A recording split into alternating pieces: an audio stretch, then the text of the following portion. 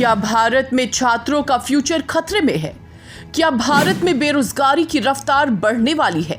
या क्या भारत में अब एग्जाम के लिए अलग प्रथा चलाई जाएगी? ऐसे कई सवाल हैं जो वक्त के साथ साथ बढ़ रहे हैं, लेकिन इन सवालों की चक्की में पिस कौन रहा है? देश का छात्र। बातों में ये सारे शब्द जरूर हल्के लग रहे हों, लेकिन आंकड़े हल्के नहीं हैं।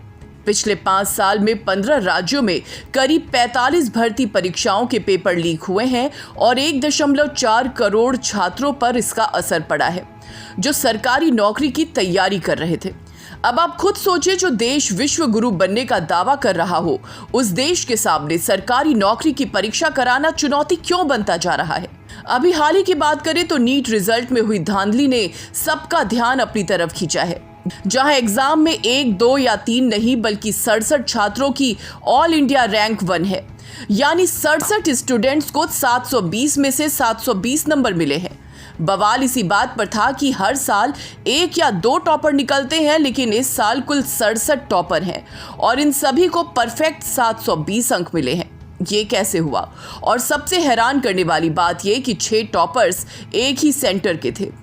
अब इस धांधली ने पेपर लीक के और मामले को कुरेद दिया है। साल 2014 में पहली बार उत्तर प्रदेश में पेपर लीक की खबर सामने आई थी। तब यूपी में सीपीएमटी का पेपर लीक हुआ था। इस लीक में उस वक्त की अखिलेश यादव सरकार की खूब किरकिरी हुई। मामले में परीक्षा कराने वाली संस्था केजीएमयू पर भी सवाल उठे। फिर उसी साल जुलाई में लखनऊ में रेलवे भर्ती बोर्ड परीक्षा का पेपर लीक हो गया। मामले की जांच यूपीएसटीएफ को सौंप दी गई। इसके ठीक 1 साल बाद यानी 2015 में बिहार में बोर्ड परीक्षा का पेपर लीक हो गया। उस वक्त बिहार में बीजेपी विपक्ष में थी, तो इस मुद्दे को बहुत भुना गया। 2017 में बिहार में एसएससी का पेपर लीक हुआ। इस मामले में एसएससी के चेयरमैन सुधीर कुमार गिरफ्तार हुए और इसी के बाद से धीरे धीरे पेपर लीक देश की बड़ी समस्या बन गई। इंडियन एक्सप्रेस ने हाल ही में पेपर लीक को लेकर एक रिपोर्ट पेश की, जिसके मुताबिक पिछले 5 साल में 41 पेपर लीक हुए। 2024 के आंकड़ों को जोड़ दिया जाए तो ये संख्या 45 के पास पहुंच जाती है। सभी पेपर लीक सरकारी नौकरी से जुड़े हुए हैं। पेपर लीक का असर 1.4 करोड़ लोगों पर सीधे तौर पर हुआ। सभी सरकारी नौकरी के अभ्यर्थी थे। पिछले 5 साल में 15 राज्यों में जो परीक्षा आयोजित कराई गई, उससे 1.4 लाख लोगों को नौकरी मिल सकती थी, लेकिन पेपर लीक की वजह से ये नौकरियां अभ्यर्थियों को नहीं मिल पाई। राजस्थान और उत्तर प्रदेश में पेपर लीक सियासी मुद्दा भी बन गया। 2023 के चुनाव से पहले राजस्थान में एक रैली के दौरान खुद प्रधानमंत्री मोदी ने पेपर लीक वालों पर सख्त एक्शन लेने की बात कही थी। बावजूद इसके पेपर लीक का मामला रफ्तार पकड़ रहा है। पेपर लीक को लेकर एक रिपोर्ट ये भी कहती है कि बीते 5 साल में सरकारी नौकरी के करीब 45 पेपर लीक। राजस्थान में सबसे ज्यादा 7 बार पेपर लीक की घटनाएं हुई। 5 साल में यूपी में 6 और गुजरात में 4 बार पेपर लीक हुआ। तेलंगाना में 5 तो उत्तराखंड में ये आंकड़ा 4 रहा। पेपर लीक गिरोह ने तो स्कूल के बोर्ड एग्जाम को भी नहीं छोड़ा। दरअसल पश्चिम बंगाल बोर्ड परीक्षा के कम से कम 10 बार पेपर लीक हुए। बिहार बोर्ड के 10वीं की परीक्षा का पेपर 6 बार लीक हुआ। केंद्रीय स्तर पर सीबीएसई बोर्ड का भी 2 बार पेपर लीक हुआ। तमिलनाडु में 2022 में बोर्ड परीक्षा का पेपर लीक हुआ। यूपी बोर्ड परीक्षा का 2022 और 2024 में पेपर लीक हुआ। अब इन 4 केस स्टडी से समझते हैं कि आखिर पेपर लीक का पूरा खेल है क्या।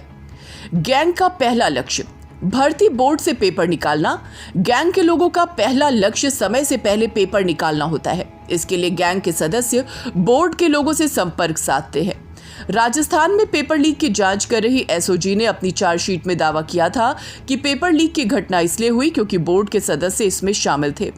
एसओजी ने 2023 में राजस्थान भर्ती बोर्ड के सदस्य बाबूलाल कटारा को गिरफ्तार किया था। कटारा ने पूछताछ में खुलासा किया था कि एग्जाम में 2 महीने पहले ही उन्होंने गैंग के लोगों को प्रश्न पत्र उपलब्ध करवा दिए। एसओजी के मुताबिक पेपर लीक गिरोह ने कटारा से उनके भतीजे के जरिए संपर्क किया। बात बन जाने पर गैंग के लोगों ने कटारा को 1 करोड़ रुपए भी दिए। इसी तरह का मामला झारखंड में भी सामने आया था, जहां पर परीक्षा लेने के लिए जिस कंपनी को सरकार ने अधिकृत किया था, उसी कंपनी के मालिक ने गिरोह को पेपर बेच दिए। दूसरा लक्ष्य पेपर किसे बेचना है, उसकी पहचान करना। गिरोह का दूसरा लक्ष्य जुटाए गए पेपर का ग्राहक खोजना है। ग्राहक खोजने के लिए गैंग के सदस्य कई शहरों में एक साथ सक्रिय रहते हैं।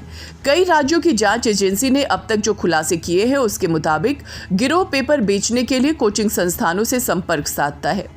कोचिंग संस्थान के मालिक पेपर खरीदकर अपने यहाँ के बच्चों को बेचते हैं। बिहार, उत्तराखंड और राजस्थान से पेपर लीक को बेचने के आरोप में कई कोचिंग मालिक गिरफ्तार हो चुके हैं। हाल ही में राजस्थान में एसआई भर्ती मामले में जो पेपर लीक हुए थे उसमें भी 14 कोचिंग मालिक जांच एजेंसी की रडार पर हैं। पेपर लीक में हवाला के जरिए होता है पैसों का लेन देन। पेपर लीक गिरोह के लोग पैसे के लेन देन में भी काफी सावधानियां बरतते हैं। पैसे लेन देन का पूरा काम हवाला के जरिए होता है। बिहार में हाल ही में जांच एजेंसी को इस संदर्भ में बड़ा इनपुट मिला था।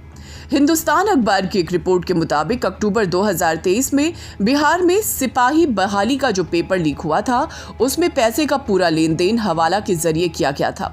जांच एजेंसी ईओयू को इस संदर्भ में कई सबूत भी मिले।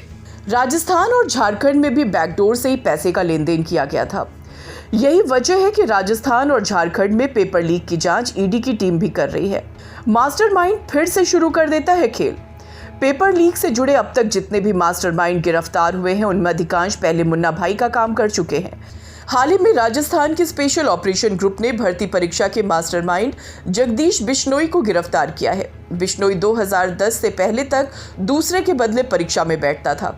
2010 के बाद जब सख्ती हुई तो पेपर लीक के काम में जुड़ गया। राजस्थान पुलिस के मुताबिक जेल से आने के बाद जगदीश ने फिर से ये काम शुरू कर दिया। इसी तरह का एक उदाहरण Bihar public service commission paper leak के मास्टरमाइंड आनंद गौरव उर्फ पिंटू यादव है। मुंगेर का रहने वाला पिंटू अभी जेल में है और उस पर 2022 के बीपीएससी परीक्षा का पेपर लीक कराने का आरोप है। पिंटू 2018 में भी पेपर लीक के मामले में ही जेल गया था, लेकिन बाहर निकलने के बाद उसने ये काम फिर से शुरू कर दिया। अगर आपको हमारी ये स्टोरी पसंद आई हो तो हमारे चैनल को सब्सक्राइब ज़रूर करें और अपनी राय हमारे कमेंट बॉक्स में ज़रूर दें।